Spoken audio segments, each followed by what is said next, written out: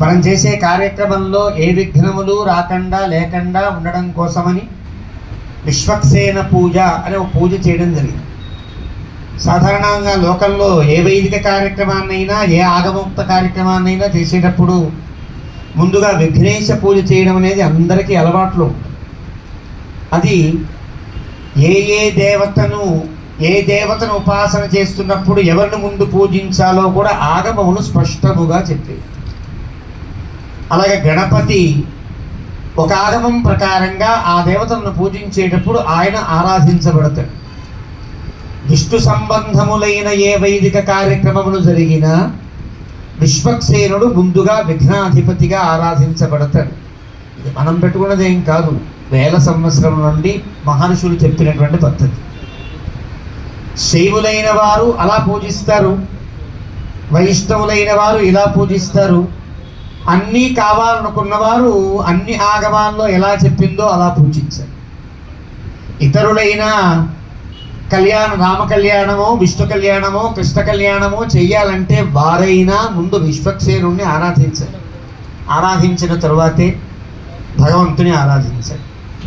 నియమం. ఆగమాన్ని కాదని ఎవరు మాట్లాడితే గనక ఇందులో ఒక దేవతను పూజించడం, ఒక దేవతను పూజించకపోవడం ఉండదు. ఏ దేవతను ఎలా పూజించాలో అలా పూజించడమే. సాధారణంగా లోకల్లో ఒక మాట ఉన్నది, వైష్ణవులు ఎవరు శివుణ్ణి పూజించరు. శివుణ్ణి పూజించే వాళ్ళంతా లింగాకారంలో పూజిస్తున్నారు కదా. వైష్ణవులు ఎలా పూజిస్తున్నారు శివుణ్ణి? ఇదిగో హనుమంతుడి రూపంలో పూజిస్తున్నారు. ఏదో రూపంలో దాన్ని పూజించాలి. శివస్తు హనుమాన్ స్వయమని పరమశివుడు పరమరామ భక్తుడై ఉండే ఆ రూపాన్ని వైష్ణవులు పూజిస్తారు. శివుణ్ణి వైష్ణవులు పూజించరు అన్న మూర్ఖులు ఈ సంగతి కూడా తెలియదండి. పరమ రామభక్తి నిండినటువంటి పరమశివుడు హనుమద్ రూపాన్ని పొందితే అలా రామభక్తుడైన హనుమంతుని రూపంలో ఉండే పరమశివుణ్ణి పూజించేవారు వైష్ణవులు. మీరొక రూపంతో పూజిస్తున్నారయ్యా, వీళ్ళొక రూపంతో పూజిస్తున్నారు. మీ రూపాన్ని వీళ్ళు మాట్లాడకూడదు, వీళ్ళ రూపాన్ని మీరు మాట్లాడకూడదు కదా. కాబట్టి ఖచ్చితముగా శ్రీ వైష్ణవులు ఎవరైనా రామారాధన చేస్తారు, రాముని దగ్గర ఉండే హనుమంతుని పూజిస్తారు. ఆ హనుమంతుడు ఇక్కడ మన హనుమద్గిరిలో ఎప్పుడు అలా మోస్తూ ఉన్నాడు. ఎంత అద్భుతమైన మూర్తి అంటే నిత్య వాహన సేవతో హనుమంతుడు ఇక్కడ ఉన్నాడు. అలాంటి హనుమంతుని పూజించడం అది భగవంతుని యొక్క ఆరాధనలో భాగం. ఆగమంలో సవ్యం పాదం ప్రసార్యాత్మకంగా ఒక మూర్తి ఉంటుంది. ఆ మూర్తికి ఒక భద్రపీఠం ఉంటుంది. ఆ భద్రపీఠాన్ని ఒక ఆయన మోస్తూ ఉంటారు. 25 ముఖములతో సదాశివుడు భద్రపీఠాన్ని మోస్తూ ఉంటే పాంచరాత్రాగమంలో ఉండేవారందరూ కూడా ముందు పీఠార్చన చేసి తర్వాత భగవంతుని అర్చన చేస్తారు. శివుణ్ణి పూజిస్తున్నారా లేదా? ఎవరిని ఎలా పూజించాలో తెలిసి పూజించడం ఆగమోక్తమైన పద్ధతి.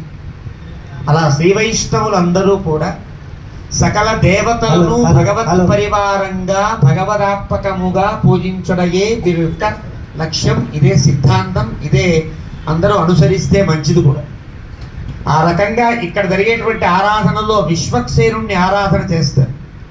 ఆయన చాలా గొప్పవాడే, భగవంతుడికి చాలా ఇష్టమైనటువంటి వ్యక్తి. ఎవరైనా ఆ పదవిని పొందిన వారు ఎవరు? చండహ అని ఒక ద్వారపాలకుడు. భగవంతుడి యొక్క వైకుంఠములో 4 ద్వారములుంటే తూర్పు వైపు ఉండేటువంటి ద్వారములలో ప్రధానంగా ఉండే చండ ప్రచండులు 2 ఉంటారు. అందులో చండు అనేవాడు ఒక ఆయన. ఒకనాడు దేవాసుర సంగ్రామం జరుగుతూ ఉంటే దేవతల పక్షాన శ్రీ మహావిష్ణువు నిలబడితే రాక్షసులు ఏం చేయగలుగుతారు కనుక అలా ఓడిపోయిన రాక్షసులు శ్రీ మహావిష్ణువు శయనించే సమయంలో దేవతల మీద విజృంభిస్తే దేవతలకి రక్షణగా భగవంతుడు ఉండడు. కాబట్టి అప్పుడు దేవతల్ని గెలవవచ్చుననే ఉపాయంతో ఒకనాడు ఆషాఢ పూర్ణిమ నాడు శయనేకాదశి నాడు పడుకున్నటువంటి పరమాత్మ పడుకున్న తర్వాత రాక్షసులంతా విజృంభించారు. దేవతలంతా మరి ఎవరిని ప్రార్థించాలి? ఆయన్ని కదా. ఆయన అప్పుడే కదా యోగనిద్రలోకి వెళ్ళారు.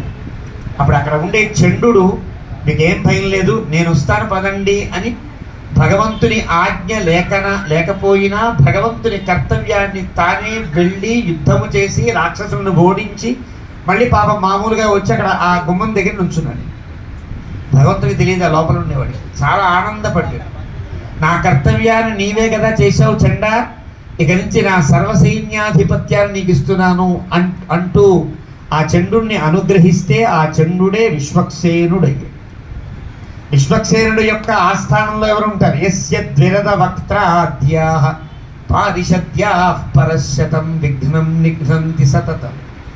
ఎంతోమంది గజముఖులైన వారు, ఎంతోమంది హయముఖులైన వారు ఎందరో ఆయన సేవిస్తూ ఉంటారు. ఆయన అనుగ్రహాన్ని పొందితే గణపతులందరూ కూడా ఏ విఘ్నము లేకుండా చేస్తారు. ఇదొక ఆరాధనా పద్ధతి. నువ్వు హెచ్చుతగ్గులు తారతమ్యాలు ఆలోచించక్కర్లా. ఏ ఆగమ పద్ధతిని అవలంబించేవారు ఆ ఆగమ పద్ధతిని అవలంబిస్తూ ఉంటే వాళ్ళని ఆదరించడమే అన్నీ మావే అనుకున్నవాడు చేయవలసిన పని. ఒక సంప్రదాయంలో ఇంకో సంప్రదాయం వాళ్ళు ఎవరు ఇప్పుడు జోలు పెట్టరు. ఏ సంప్రదాయమో తెలియక అన్నీ మావే అనుకున్న వాళ్ళకి ఎటు వెళ్ళాలో తెలియక ఏదో గొడవ గడిబిడా పడుతూ ఉంటారు. కానీ విశ్వక్సేనుని ఆరాధించడం ఆగమోక్తం. ఆ ప్రకారంగా విశ్వక్సేనుని యొక్క సైన్యములోనే ఎందరో విఘ్నాన్ని తొలగించే వ్యక్తులు ఎందరో ఉంటారు. ఆ ముఖ్యంగా ఆగమాలు తమాషాగా చెప్తాయి. ఈ విశ్వక్సేన పూజ ఎందుకు చేయాలి అంటే విఘ్నాలు తొలగడం కోసం కాదు, భగవద్ అనుగ్రహం కలగడం కోసం అని చెప్తారు. ఏ భగవంతుని మనం ఆరాధించదలుచుకున్నామో ఆ భగవంతుడు చాలా ఆనందించేది ఎప్పుడు? తనకి చాలా ఇష్టమైన వాడిని ఆరాధించినప్పుడు కదా. ఆరాధనానాం సర్వేషాం విష్ణో ఆరాధనం పరం. అన్ని ఆరాధనలలో విష్ణువు యొక్క ఆరాధన చాలా గొప్పది. తస్మాత్ పరతరం ప్రోక్తం తదీయారాధనం నృప. అంటే అర్థం, ఆ విష్ణువుని ఆరాధించడం కంటే విష్ణువే సర్వస్వమని భావించే వారిని ఆరాధించడం మరింత గొప్పది. అలా విష్ణువే సర్వమనుకునేవాడు విశ్వక్సేనుడు. ఎంత భరోసా ఆయనకి! ఆయన ఎప్పుడన్నా సరదాగా లక్ష్మీదేవితో అలా విహరించాలి అనుకున్నాడు అనుకోండి, ఈ సమస్త జగద్భారాన్ని కూడా ఒక ఆయనకి అప్పచెప్పి పౌరాక్ పట్టా ఇచ్చి విడిపోతాడు. శ్రీరంగ చంద్రమసం ఇందిరయా విహర్తుం విన్యస్య విశ్వచిద చిన్నయనాధికారం యో నిర్వహతి. ఈయన ఇంకా చాలా తెలివైన వాడు, చాలా గొప్ప నైపుణ్యం కలిగిన వాడు. శ్రీ మహావిష్ణువు పంచాయుధములతో చేసే జగద్రక్షణ భారాన్ని ఒక్క వేలు కదుపుతూ ఇలా నడిపించేస్తాడు. అంత గొప్పవాడు. యో నిర్వహతి అనిశం అంగుళి ముద్రయేవ. అంత సమర్థుడై భగవంతుడికి చాలా ఇష్టమైనవాడు. ఆయన్ని గనక ముందు ఉపాసన చేస్తే, ముందు ఆరాధిస్తే భగవంతుడు ఎక్కడున్నవాడైనా పరిగెత్తుకుంటూ మా వాడిని అక్కడ ఆరాధించారట. ఆ హనుమంతు కొండకు వెళ్ళి ఆ బాలసముద్రంలో ఏకశిలా ఉద్యానవనంలో ఉండే ఆ సన్నిధిలో నేను కళ్యాణాన్ని స్వీకరించాలి అని ఇక్కడ ఉండే అర్చామూర్తిలోకి మళ్ళీ వైకుంఠం నుండి తాను వచ్చి ఇక్కడ కళ్యాణాన్ని స్వీకరిస్తాడు. అలా భగవంతుని యొక్క అనుగ్రహాన్ని కురిపించేటువంటి ఉత్సవమే ఈ పూజయే విశ్వక్సేన పూజ అంటారు. ఆయన్ని ఆరాధిస్తే ఎలాంటి విఘ్నాలు తొలగకండి. విఘ్నాలు తొలగడం అంటే ఏం లేదు, కళ్యాణానికి ప్రారంభం ప్రక్రియ సాగుతోంది. ఆ తర్వాత కార్యక్రమాన్ని అర్చక స్వాములు ఆచరిస్తారు.